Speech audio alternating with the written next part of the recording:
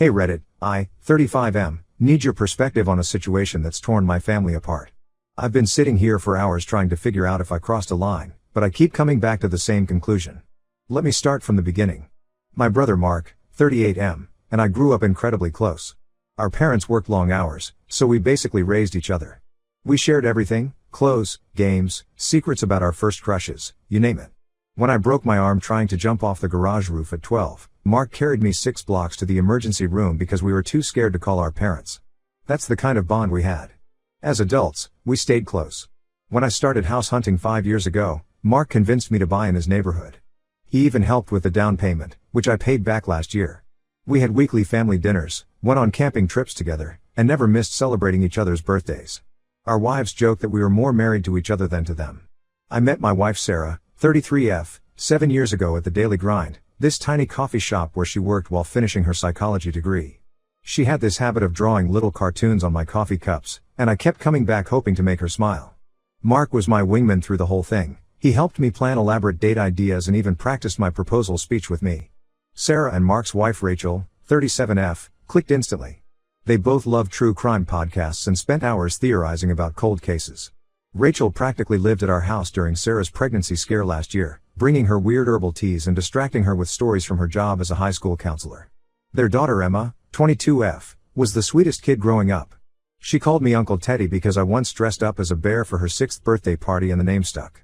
I watched her grow from a shy kindergartner into this amazing young woman who volunteers at animal shelters and teaches art to elderly people. Everything was perfect until about 6 months ago. That's when I first noticed Sarah acting weird whenever Rachel came over. She'd suddenly remember urgent errands or take super long bathroom breaks. When I asked if everything was okay between them, Sarah would just say she was tired from work. Then Rachel started doing the same thing. She'd decline our usual Friday night dinners or leave early, always with some excuse about grading papers or having early meetings. Mark didn't seem to notice. He was busy planning Emma's wedding to her college sweetheart James. The truth came out on a random Tuesday. I came home early because a client canceled, and found Sarah sobbing in our bedroom. She could barely get the words out at first.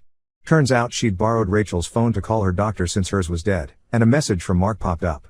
Not just any message, an explicit one about their lunch break hookup. Sarah showed me the screenshots she'd taken. There were hundreds of messages going back at least 8 months. They'd been meeting at some motel off the highway during their lunch breaks. Mark had been lying about business trips to spend weekends with Rachel. They had inside jokes about fooling their spouses and talked about running away together once Emma's wedding was over. I felt like I was going to throw up. This was my brother, the guy who gave this big speech at my wedding about loyalty and family values. The same brother who organized a surprise anniversary party for Rachel just 3 months ago, standing there talking about their perfect marriage while secretly planning to leave her. I drove straight to Mark's office. His secretary tried to stop me, saying he was in a meeting, but I barged in anyway. He was actually on his phone, probably texting Rachel. When I showed him the screenshots, his face went white. He started rambling about how it wasn't what it looked like, then switched to begging me not to tell Rachel when he realized I had proof. Mark swore it was just a fling that got out of hand. He said he'd end things with Rachel immediately, that he just needed time to figure out how to handle it without hurting anyone. I wanted to punch him. Like he hadn't already hurt everyone? But I gave him 2 weeks to come clean to Rachel. I thought he'd do the right thing. 2 weeks turned into 3, then 4. The wedding was getting closer, and Mark was still playing happy families while sneaking around with Rachel. I wrestled with what to do. Emma was so excited about her wedding. She'd been planning it since she was a kid, and Mark was supposed to walk her down the aisle. The wedding day started beautifully. Emma looked amazing in her dress, and seeing her so happy made me question my plan to expose everything. But then Mark got up to give his speech. He talked about how marriage meant always being honest with each other, about the importance of loyalty and trust. He even shed a few tears talking about his perfect marriage to Rachel. I couldn't take it anymore. The hypocrisy was too much. After he finished, I stood up and asked to say a few words. Rachel was beaming, probably thinking I was going to share some cute story about Mark as a dad. Instead, I pulled out my phone and started reading their messages out loud. The silence in the room was deafening. Rachel's face crumpled as she realized what she was hearing. Emma ran out crying, with James running after her. Mark tried to play it off as a joke at first, then lunged at me when I kept reading. It took 3 of our cousins to hold him back. Rachel just sat there, staring at nothing while everyone around her exploded into chaos. Sarah's friend tried to deny everything, claiming I was making it up because I was jealous of Mark's success. But Rachel had already seen the truth in Mark's face. The wedding reception ended right there. Half the guests left immediately, while the other half stuck around arguing about whether I was right to expose everything. Emma hasn't spoken to either of her parents since then. Rachel packed a bag and went to stay with her sister. Mark's been calling me non-stop, leaving increasingly threatening voicemails about how I've ruined his life. So Reddit, I need to know, Ida, for choosing that moment to expose the affair? Should I have waited until after Emma's wedding? Everyone keeps saying there was a better way to handle it, but watching Mark stand there lying about marriage and loyalty, I just couldn't stay quiet anymore. Update 1: I didn't expect to be updating this so soon, but things have spiraled way beyond what I imagined. The day after Emma's wedding, Mark showed up at my house at 6 a.m., pounding on the door and screaming my name. I was already awake, who could sleep after everything that happened? Sarah called the police while I tried talking to him through the door. He was completely unhinged, yelling about how I'd destroyed his family and ruined Emma's special day. The police came and warned him about trespassing, but that was just the beginning. After that incident, he started sending threatening messages. Not just to me, but to Sarah too. He blamed her for taking the screenshots, saying she should have minded her own business. That's when I decided to install security cameras around our house. Turns out that was a smart move. 3 days after the wedding incident, Mark showed up again. This time, he was calmer, which honestly made him scarier. The cameras caught everything. He walked up to our front door, looked straight into the camera, and said he was going to make me pay for humiliating him. He talked about how he knew my routine, where I got coffee, which gym I used. The implications were clear. I sent the footage to Rachel's lawyer immediately. She'd already filed for divorce and was seeking a restraining order.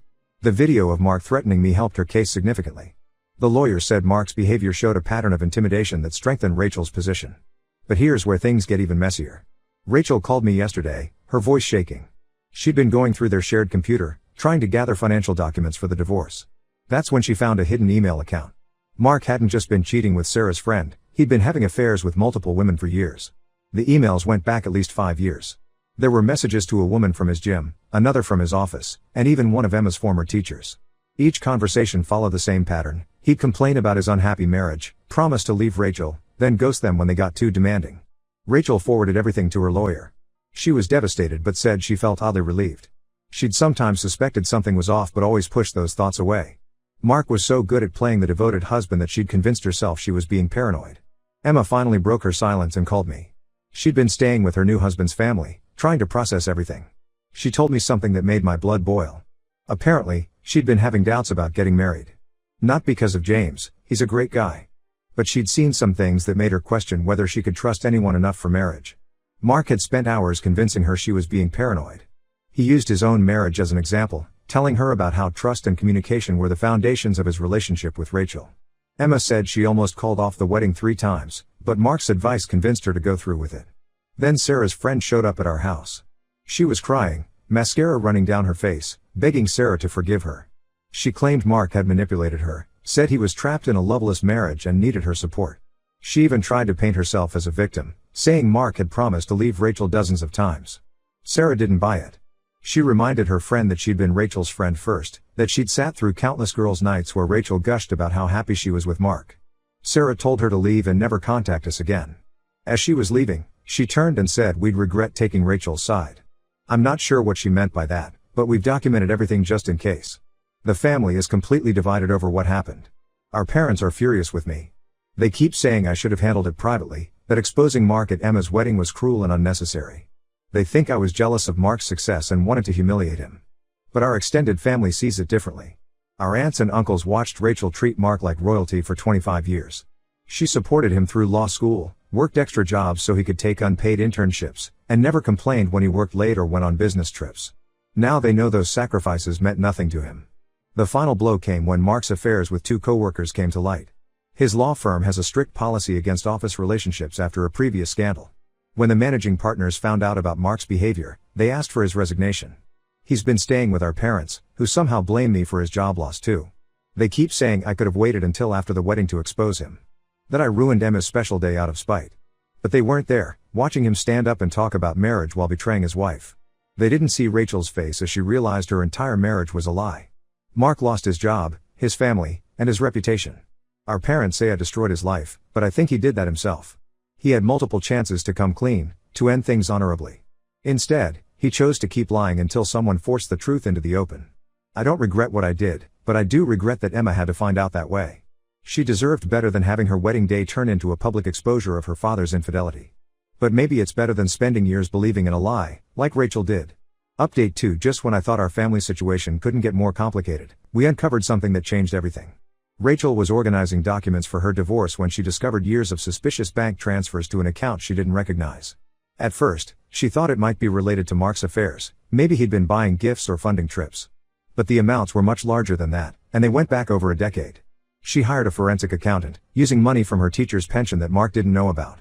The accountant's findings were shocking. Mark had been systematically moving money from their joint accounts into a secret savings account for over 10 years. He'd timed the transfers carefully, always keeping them small enough not to raise red flags. By the time Rachel discovered it, he'd accumulated nearly $200,000. But that wasn't even the worst part. Rachel's parents had left her a substantial inheritance when they passed away 5 years ago. Most of it was specifically designated for Emma's education. They'd been educators themselves and wanted to ensure their granddaughter could attend any college she chose without worrying about debt. Mark convinced Rachel to let him manage the inheritance, claiming his experience as a lawyer made him better equipped to handle investments. He showed her fake statements every month, claiming he was growing the money through smart investments. In reality, he'd been stealing from it piece by piece. Emma was devastated when she found out. She and James had taken out significant loans to cover their wedding because Mark claimed the college fund had been depleted due to market crashes and poor investment returns. She'd worked 2 jobs during college to cover expenses, believing they were struggling financially. The truth came out during a family dinner at our parents' house. Mark wasn't there, he's still not welcome at family gatherings. Emma broke down crying when Rachel explained what the forensic accountant had found. Our parents, who'd been defending Mark until then, finally fell silent. Turns out they'd co-signed some of Emma's student loans, believing Mark's story about the depleted college fund. Now they're potentially on the hook for those payments, and their retirement savings can't cover it. Dad tried calling Mark to demand an explanation, but he stopped answering their calls too. Rachel's lawyer is pursuing criminal charges for financial fraud. The evidence is clear, Mark didn't just steal from his wife, he stole from his daughter's future. The forensic accountant found emails where Mark discussed his exit strategy with a financial advisor, planning how to hide money for years before making his escape. Emma went through their old family photos last week, crying as she looked at pictures from vacations and celebrations. She said she kept thinking about how her dad was planning to abandon them even in those happy moments.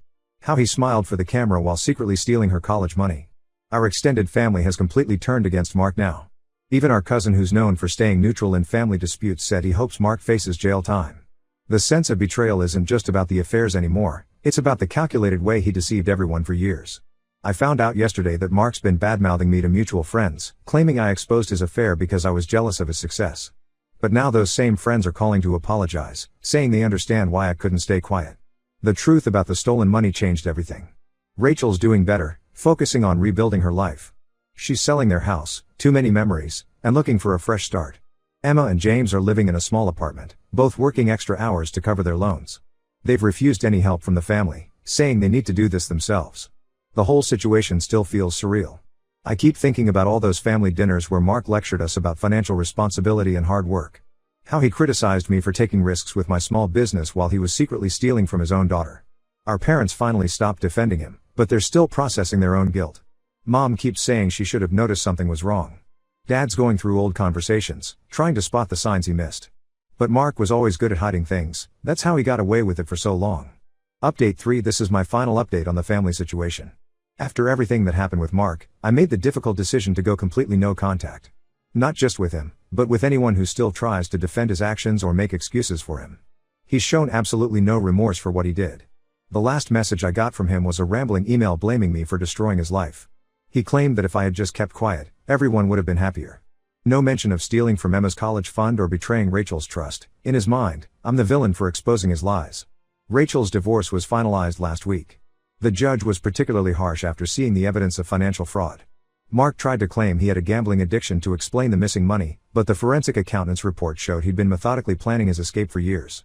She got everything, the house, both cars, and a substantial settlement after the financial deception came to light. Mark's law license is currently under review by the State Bar Association. Turns out lying to your clients about their trust accounts is a big deal. Who knew? Rachel is selling the house. Too many painful memories, she says. She found an apartment closer to Emma's place and plans to move there next month.